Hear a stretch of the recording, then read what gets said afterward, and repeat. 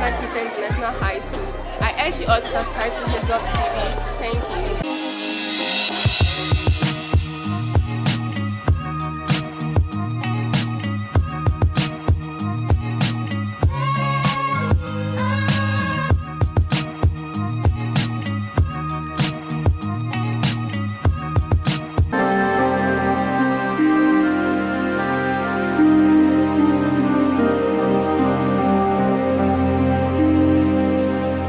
The transatlantic slave trade refers to the forced transportation of enslaved Negro Africans from their homelands in Africa to destinations in Europe and especially the Americas and the Caribbean islands during the 15th century through to the 19th century.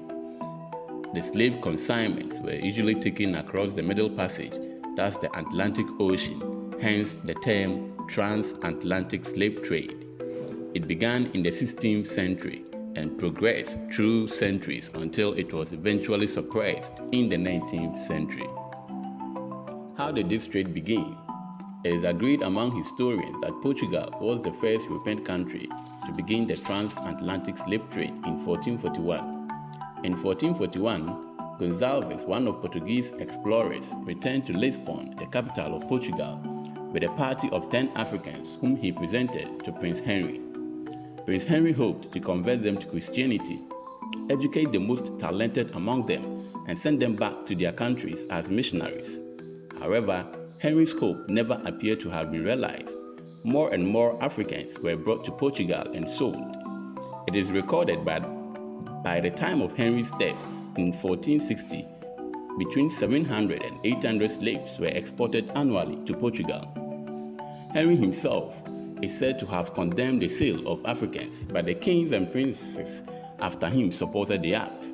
When the Spaniards began to explore North and South America between 1492 and 1504 and began to establish plantations and above all to exploit the fabulous mineral resources, an acute problem of labor supply arose because the indigenous people proved quite unequal to the task required of them. Naturally, the Spaniards, who were already used to African slaves' labor, found the export of Africans to the New World the solution to the labor problem confronting them. However, the first batch of Africans exported to the Americas in about 1501 was sent from Lisbon, and it was not until about 20 years later that slaves were transported direct from the west coast of Africa to the Americas. Most of these slaves were exported from the region between modern-day Ghana and Cameroon. Hence, that coastline became known as the Slave Coast. Some were obtained from Angola and Congo. The slaves from Ghana were known in the Americas and the West Indies as Coromantine Negroes. They were considered the most courageous and stubborn slaves. How were all these numerous unfortunate Africans enslaved and purchased?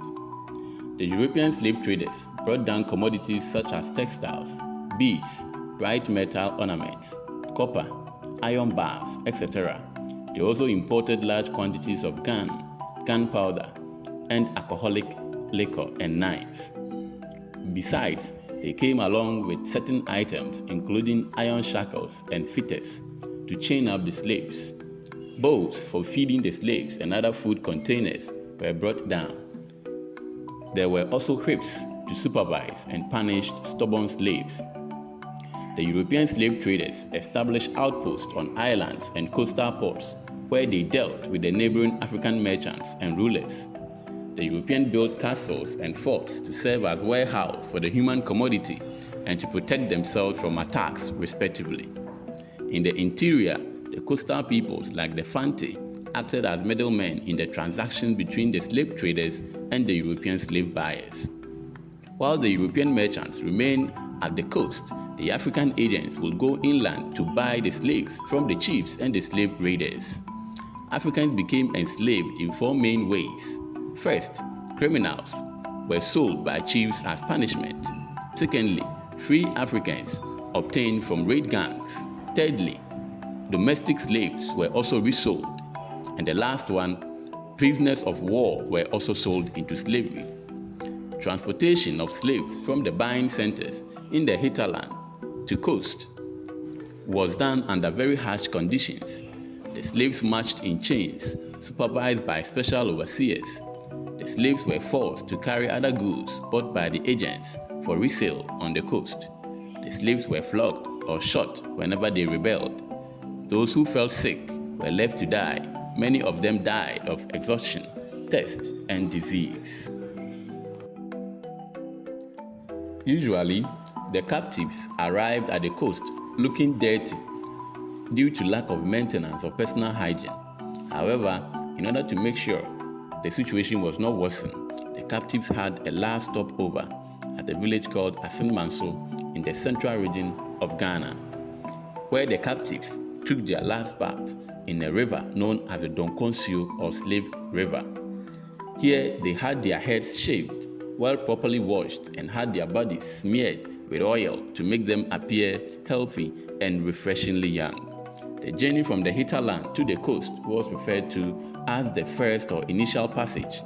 While in Asin Manso, buyers and sellers met and struck deals at the Asin Manso slave market, which was closer to the Slave River, where the captives took their last bath. Europeans examined the slaves.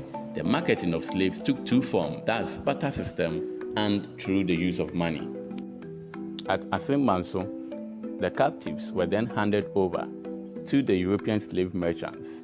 The slave merchants gave the captives their first branding for easy identification before they moved to the coast. At the coast, the slaves were kept in forts and castles or unhygienic houses called barracoons. In Cape Coast and Elmina castles, slaves were kept in dungeons. In the dungeons, captives urinated, poo-poo, and menstruated in the same dungeons. The final stage of the organization of the slave trade was concerned with shipment. The journey from the coast of Africa to the Americas or the New World was termed as the Middle Passage. On the journey to the New World, the captives were packed like sardines in specially designated ships. Crossing the ocean could last from 25 to 60 days depending on the origin, destination, and winds. Slaves were kept below at night on deck, 4 or 5 high feet. Male remained shackled, but women and children were freer. Captives were served 2 meals per day. The food varied according to pitches at departure, corn and rice, and sometimes yam. Most of the slaves died of dysentery. The transatlantic slave trade was also known as the triangular trade or the Great Triangle because the ship involved in the trade passed through 3 continents, that's Europe, Americas, and Africa in the course of each voyage. These were the arrival of merchant ships with cheap European manufactured goods, notably Liverpool ports, to the Gold Coast of Africa. The second leg of the triangle is known as the infamous Middle Passage, in which enslaved Africans were carried to destinations in the Americas, usually islands in West Indies, but in some instances locations on the North American island, especially South Carolina. After they sold their slave cargoes at great profit to colonial buyers, ship captains took on molasses, sugar, and other local crops, mostly to avoid sailing back to their home ports empty. Okay, so thank you very much for watching the full video. But before I let you go, I would love you to share your view on this, of course, running debate among, of course, historians concerning the slave trade. Now, one of them, of course, has to do with the role of Africans in the transatlantic slave trade. Now, some, of course, Western historians have argued out that Africans enslaved themselves and that no European slave trader went into the interior to actually capture Africans and send them to the New World, and that it was Africans themselves who raided and captured their own compatriots and sold them. So in a nutshell, all that these, of course, historians are saying that we have no cause to complain as Africans that we were enslaved, and that we brought this upon ourselves. We enslaved ourselves, and so we shouldn't blame any, of course, any European or any, of course, Western people for enslaving us. So I don't know what you think. Do you agree with them or you disagree? you share in the comment section. Now, there is another one where also some African leaders are also championing for what we call the reparation, and they are actually asking the European governments to compensate Africans for the, for the whole trade, the effect, of course, that this trade is having on African, of course, countries. And so they are calling for some kind of compensation to be given to, African, of course, countries. And I don't also know if you think or you share this view. Do you think that Africans should be compensated, or you think that, as I earlier indicated, or as it is being argued at by some of the Western historians, we brought it upon ourselves, and therefore there is no need, for that to happen.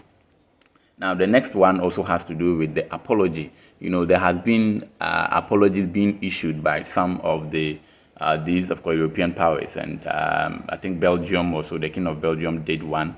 Do you think it is, of course, really necessary for these European countries to apologize to Africans for looking at all that has happened? I would really love to hear your view in the comment section, and anything that you feel about this whole trade, because there is so many things. And particularly one thing that I am also concerned about has to do with the effect of the, of course, slave trade. There are some effect, the positive effect. Actually, we have textbooks which are talking about the positive effect of slave trade on the African continent. And I don't know your view on this as well, because it's something else that we have the positive effect of slave trade in our textbooks. So what do you think? Do you think that there was any, positive effect of slave trade on the African people, or you think otherwise? Share your view in the comment section. I will really love to read and, of course, respond to your view on these issues. Do not forget to subscribe to our channel, and thank you for your time.